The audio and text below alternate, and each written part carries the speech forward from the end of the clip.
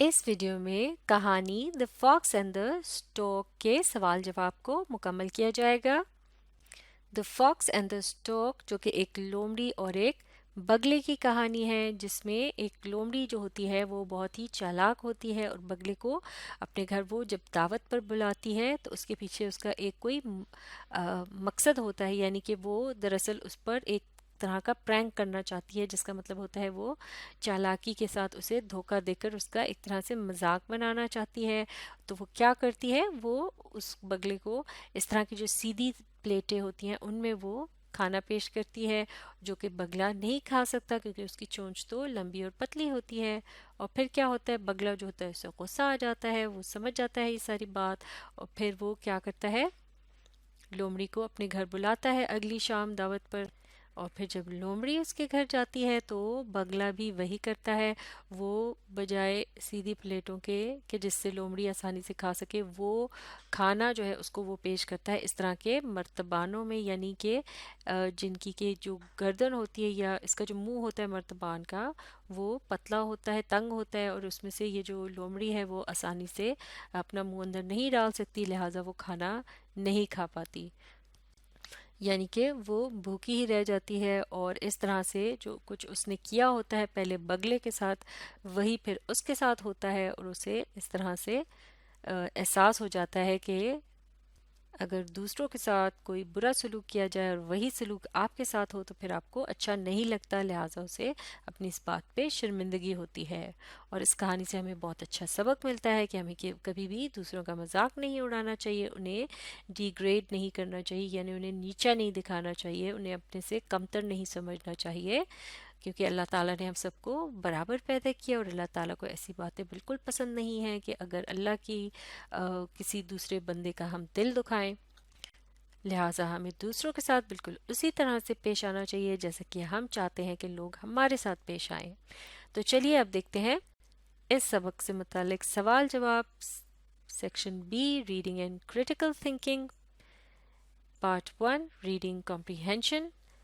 اس کا پہلا حصہ ہے آنسر دیز کویسچنز، دیے گئے سوالات کے جوابات دینے ہیں۔ پہلا کویسچن دیکھتے ہیں، ہو ڈیسائیڈیڈ ٹو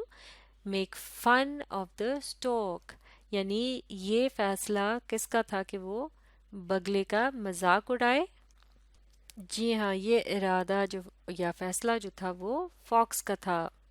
جیسے کہ اس کہانی کے شروع میں ہمیں بتایا گیا ہے کہ the fox was very clever, she always teased others. One day she decided to prank the stork. تو اس سوال کا جواب جو ہے وہ ہم سادہ سا یا سمپل سا اس طرح سے بھی لکھ سکتے ہیں کہ جو فاکس ہے اس نے اسٹاک کو پرینک کرنے کی کوشش کی، اور یہ پرینک سے مراد وہی دھوکہ ہے جو اس نے اس کو دیا، تو لہٰذا ہم یہاں پہ اس طرح سے لکھ سکتے ہیں the fox، اور پھر اس کے بعد یہ باقی کا جملہ the fox decided to prank the stork، تو یہ جملہ مکمل ہو جائے گا، یعنی the fox کے بعد آپ نے جملے کا یہ حصہ لکھنا ہے۔ پورا جملہ کس طرح سے ہے، the fox decided to prank the stork، یا پھر یوں بھی لکھ سکتے ہیں the fox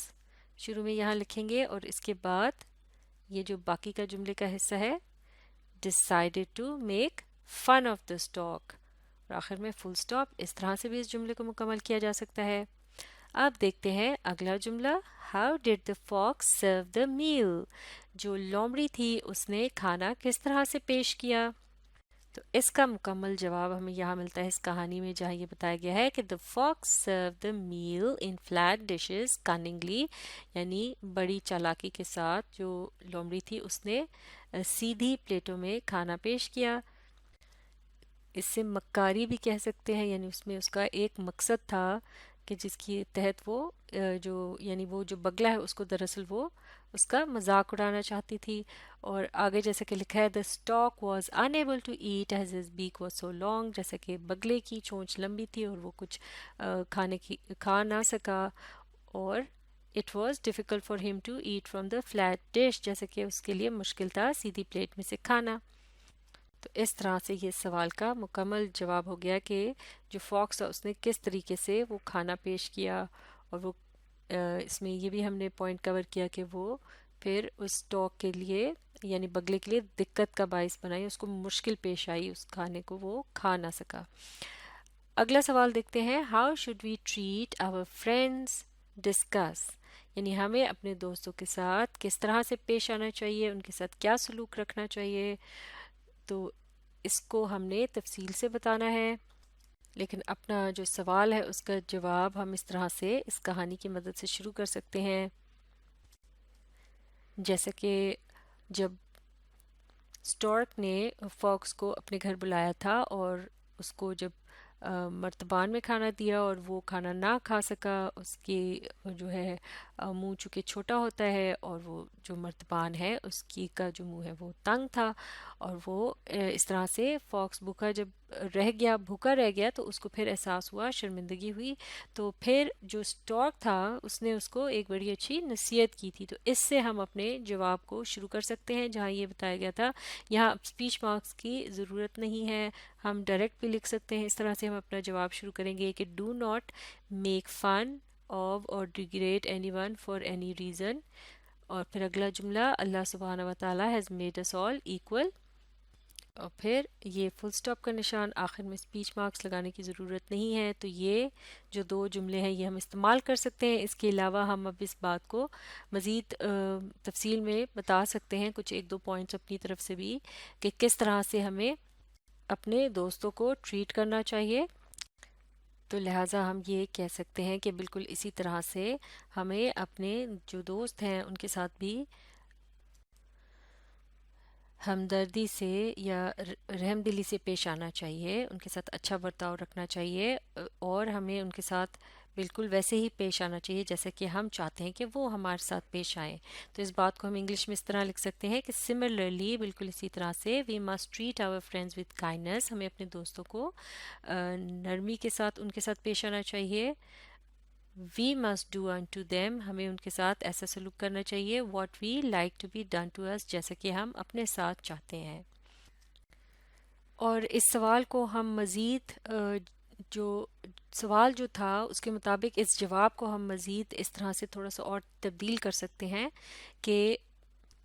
یہاں ڈو ناٹ سے شروع کرنے کے بجائے ہم کہہ سکتے ہیں we must not make fun of اور ڈیگریڈ اینی ون کی جگہ ہم لکھ سکتے ہیں آور فرینڈس، جیسے کہ یہاں دوستوں کے متعلق بات کی گئی ہے تو ہم اسے اس طرح سے یوں تھوڑا بہت تبدیل بھی کر سکتے ہیں، کیونکہ یہ ایک بہت اچھا پوائنٹ ہے، اسے ہم یہاں شامل کر سکتے ہیں۔ تو اس طرح سے یہ پورا جو جواب ہے وہ کس طرح سے ہوگا، چلیے اسے مل کر پڑھتے ہیں۔ یہاں سے ہم نے شروع کرنا ہے، we must not make fun of اور degrade our friends for any reason, اللہ سبحانہ و تعالیٰ has made us all equal. اور پھر یہ اگلا جملہ، similarly we must treat our friends with kindness, we must do unto them what we like to be done to us، اور یہ جواب یہاں مکمل ہو جاتا ہے۔